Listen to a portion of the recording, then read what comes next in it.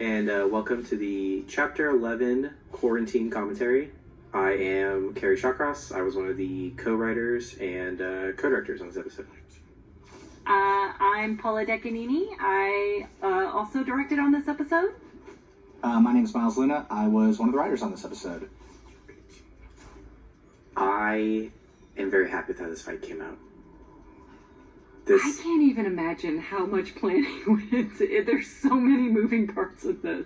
There was the storyboard team, the layout team, the animation team, the art team, the viz post, like everybody, everybody went above and beyond to make sure that the platforms were right, that the shots were right, sound had to go back and count multiple times. It was truly an undertaking, but everybody did such an amazing job. It was so cool just because, this gravity biome was something that we originally had in Volume 3. And in fact, it was Volume 3, Chapter 5, we originally had it was Sun and Neptune versus Pyrrha and Nora fight that we had written, boarded, was ready to go, and we just realized we just didn't have time in the episode to do it. I wish we could have seen that. It was very good. Really fun fight. It was very fun. It's always been kind of a sad thing that we weren't able to do it. So it was fun that we were able to finally see these biomes, but have adults play on them. This is definitely one of the hardest episodes from a writing standpoint, because there was not only a lot of stuff that needed to happen, but it also needed to happen in a very specific way. We'll get into it a little bit later with Ironwood's turn, but in regards of just sheer space, we cut a ton of stuff. Originally, you and I each took a fight. You took the Ironwood Watts fight, and I did a Tyrian fight. And although there are two fights in this, the Tyrian fight was more of a Tyrian chase, which goes into a Tyrian fight, which becomes another Tyrian fight. It was cool. Way too much. The only thing that was so sad about losing was there was a moment where Tyrian and Qrow is the only one that's able to keep up with Tyrian because he transforms into a bird, and he lands in front of Tyrian and is like, that's enough, or something like that. And Tyrion's only response is, I've always wondered this, are you able to talk when you're a bird, or do you have to wait until you're a person to throw out your one-liners? And that was the only thing that I was like, my child. But now I said it on the commentary, so it's out, my child lives again. I was gonna have him run down an alleyway just full of Terex Grimm, and Robyn and Qrow just stop and are like, he's insane. Yeah, it was a moment where Tyrion's just lack of self-preservation really gets played up. He, in order to try and lose his pursuers, Clover, Qrow, and Robyn, he decides to run down an alley that was just packed with Grimm and just trust that he could make it through. It was wild. Yeah. But let's talk about this fight. Let's talk about the actual fight that we're watching. Tell us about that cool gun. Oh yeah, that was I do this a lot when I'm just surfing Reddit. I'll save things that I think are interesting. And one thing I'd saved a long time ago was this 20-shot revolver. And I was just like, that's absurd. So it turned into this really, I thought it made a lot of sense for Watts to have this overly complex Swiss Army knife of I have so many different things he could do with it. He could put different types of dust in and stuff, along with his cool Tron rings, and then of course Ironwood now losing another part of his humanity. Get it? Oh man, I lost it. I lost what I was gonna say. But yeah, I really everybody just did an amazing job with this. I really want to give a whole huge shout out to the crew for this whole fight because it was entertaining. It was overall, this was when we had typically the way we edit is we've got the script, we go through boards and we get an animatic together, and that is the first pass of it is typically the longest an episode is, and then from there we either see, okay, well that actually worked out fine, and we're good, and we continue to fine tune it, or we realize okay, we need to shave a minute off.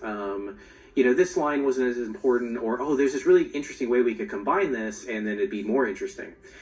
This was an episode, I think the first cut, Paula, was 22 minutes, 23 minutes. And we were just well, that's not going to work, huh? So it was definitely kind of what you were talking about before. It's definitely something that got scaled back a good bit, but I I outside of like that one joke, like I couldn't tell you, and I mean that in a good way, in that like right. Everything that made it is what made this episode great. I thought it turned out really amazingly. It doesn't feel like it's missing minutes of content. Mm-hmm. Yeah. This fight turned out super great too. I love this fight. Yeah, like just having, because originally it was more of a Tyrian versus Qrow fight, and then Robyn and Clover kind of came in to help seal the deal in the end. But I actually greatly prefer getting to relish in a 3v1 fight, because it really shows off Tyrion's just exceptional skill in combat. Yeah, I thought it was a great counter to, we had the previous fight with this, was a little bit more traversal and a little bit slower paced, and this is just this fast, frenetic. Yeah, it's I love it. This is a little bit of a callback to the first Qrow Tyrian fight. Mm-hmm. So when I talked to the animators about it, I was like, all the things RWBY did to kind of try and help Qrow, like she tries to use her sniper, she tries to like act as like hand-to-hand backup for him, but she's not quite effective with it. Do that, but Robyn is effective at it. Clover is effective because they're older, they're more experienced. He knows how to like get in there and just like bind him up with his like fishhook weapon, so that Qrow can just keep on the offense. Mm-hmm. Yeah, and then Clover. Yeah, so Clover's just the defense. Qrow is the offense, and Robyn's like just picking away with the long-range weapon. And ultimately baiting him into that final explosion. Yeah. Big props to Michelle Yee, who storyboarded him catching that in his teeth. And as soon as I saw it, I was like, yes, we have to do that. Yes. I thought it was fantastic. Thus begins the sad times of James Ironwood. Yeah, it's funny. Somebody made a compilation of all the times Ironwood sighs in this season. Oh no. Yeah, this was another section that we kind of had to trim back, but it ended up working fine. There was a little more like discussion of like, oh, where's Oscar? Like there was a whole bit where like the Aesops and RWBY and Juniper all land, and then someone delivers a handwritten note saying that they've been compromised, and like there was a lot of confusion as to why he wouldn't just send something via scroll and like all this other stuff that was cool, but like gosh, it just was just too much. And fortunately, with some clever editing, we were able to get this transition without having to bring in a lot of re-recording and whatnot. So there was a really great job by the whole team. I know it can be tough on production sometimes, so I appreciate them rolling with it, but there's a lot of benefit we found to we never intentionally do it, but realizing that we've probably overridden a little bit, and then in the storyboarding and animatic phase with the directors, then figuring out the best way to walk it back there. Because I think there's a lot of things that on paper, it kind of like, Miles, you brought this up in an earlier commentary, there's a lot of things on paper where, because we added a scene heading, that just added 1/8 of a page, when really that's going to be like a 4-second shot. Like, that doesn't make sense. It's not 1-to-1. And other times where maybe we don't know how it's going to turn out yet, and we need to get into the booth. And production allowing us to do that really lets us give it a shot and see, and really like mold the best thing, versus having to try and commit to a script that is just can't move at all. Right. Really, everything else in this episode just needed to work to support this scene. This was a scene that we knew, like, sometimes dramatic moments, they need more time to breathe. You need to just linger and have space where no one is saying anything, and you're just exchanging looks or focusing on a particular thing, or letting a line hang. And so we knew that this scene was going to need to get all the love, and we would have to find savings elsewhere, because this was something that we spent the entire volume trying to build up to in a way that felt believable. And holy cow, yeah, this scene. Yeah. Paula, you did an amazing I beat my head job against the wall with this scene, and I'm so happy with how it turned out. Yeah, I couldn't be happier either. I think everything from beginning to end just kind of fell into place perfectly. Like, this is what, like, when I started like planning, this is exactly how I thought it would turn out, and it was perfect. you both did an amazing job, and this kind of bring this back up again is Miles, when you wrote that scene, I think we were all a little worried, because it is like a long scene, It's a long scene in one room, and typically that is an immediate, No. what do we need to do to change this? But between, you writing a great scene and then Paula executing on it, at no point, we watch these episodes a ton. No point did I ever, get bored during the scene or start to think of it, I'm always just enthralled in this scene.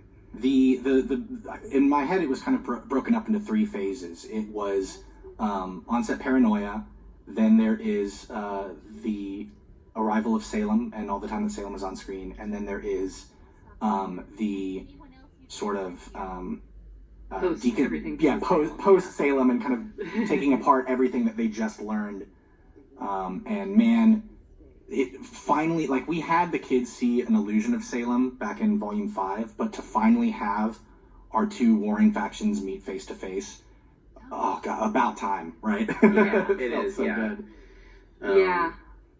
Well, I think you said it, Kerry. One of the things you liked so much about this scene is that you kind of felt like Ironwood could have gone either way. Because we saw at the end of that fight with Watts, he's the big hero of that scene. He goes to such lengths to stop Salem.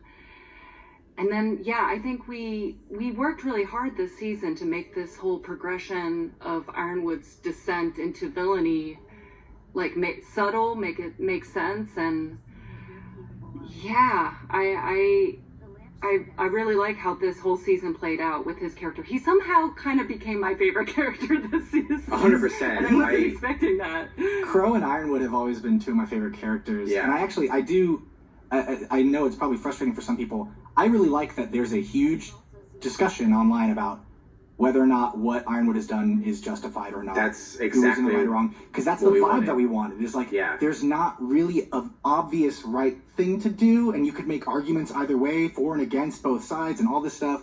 I think something for me that it's a little thing about this scene, but in this scene I feel like Salem kind of makes it personal for Ironwood. And he feels as though he has to be the one to come up with the solution. And obviously there's a bunch of other things on his mind. But that's one thing that I haven't seen people talk about a lot is I feel that moment when they are just face to face. It almost becomes personal in a small way. I think that's just another thing that helps tip the scale. No, I totally picked up on that because I think we've given little subtle nods throughout the season that Ironwood definitely has an ego, and it's she knew if I play to his ego, because I feel like that's where this turn kind of happens. When he's kind of got angry with Blake, it was more about we have this big problem, but no, he wants to talk about personal loyalty instead. It's I feel like the other just kind of overall, episode or season level thing is just this scene shows everything Tyrian and Watts did worked, and all Salem had to kind of do was just come in and just kind of push the final button. Yeah, Cinder's we knew that because this was another one of those seasons where we at first really wanted some more Cinder and Neo, but then found that we just weren't, something had to go. And so then we were like, okay, well, if Cinder and Neo are going to have to take in regards to screen time, backseat to other members of the cast, what do we do? And we were like, okay, well, if they're going to be gone for a long time, they need to be absolutely instrumental in the collapse of Atlas in some way, shape, or form. Or sorry, the collapse of Ironwood. Same thing, more or less. Yeah, fair. Yeah. And they're pretty linked. And so, Cinder's always been good at kind of reading people and messing with people. I think she kind of wants to be like Salem, but isn't quite there yet. And it was just this. It was an accident waiting to happen. Is kind of how I kind of like to think about it. And we had a long talk around the time we were working on this. I think when working on this or when it was airing. God, I can't remember. But Game of Thrones came to an end, and there was a lot of controversy over how that show ended and how the handling of Daenerys Targaryen went. And I remember we said, we will never, ever, ever make a perfect season. The perfect season doesn't exist. And, there's always going to be things you could have done better in hindsight. Of course. The number one thing we cared about was, if we fail in other places, that's okay. The one thing we want to do is make this moment feel believable. And I think everybody pulled it off. 100%, yeah. Oh, yeah. And the court. Go ahead. Oh, I was just going to mention the music also, I think definitely helps so much. It's so I'm good. so happy with this music. Yeah. Alex did a really great job, and Richard too, editing this, I think he put together some great elements that I think just really enhance it. Like cutting between the reactions of all the different Aesops and the girls and seeing the variety of the ways they're taking this news. Yeah, I think I really like it, yeah.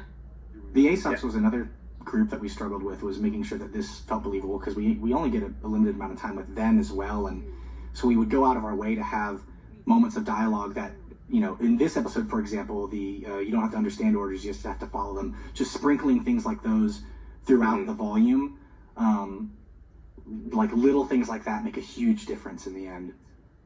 Yeah, I mean, going all the way back to you know, volume 2 and 3. Or chapter 2 and 3, I'm sorry. Love that performance from Barbara too. I love that little crack in her voice. Yeah. It's so, yeah, it really gets the point across that Yang is like not buying this at all. Yeah. That same for that no from Weiss always gets me. I'm just like, she just sees it unraveling. A lot of times you kind of feel as though your diction has to be really precise when you're in the booth, but sometimes a lack of control can go so much farther in getting an emotion across. But they're professional. It's a controlled lack of control. Exactly. It's like whenever you watch a good actor having to act like they're a bad liar. That always blows my mind. Oh, yeah. Here we go, RWBY. Use of that split semblance. Yeah. But then, yeah, I love this, like, you know, not literally, but the call heard around the world kind of like, I get chills from this. It's just like, holy crap, chapter 12, you know, like what this is setting up for everything. It was, yeah, we talked about it was such a balancing act to get to. This is exactly what we wanted. The whole season, maybe he's good, maybe he's not. Oh, you know, oh no, here we go. I just got chills. Yeah. Even though I've seen this a million times. I almost said maybe it's Maybelline. I wanted you to know that. And then we did that thing where, like, oh no, things are really bad. Oh wait, it's worse. How could they possibly get any worse? What's the news, Banana Head? Yeah. Oh no. We lost the boy.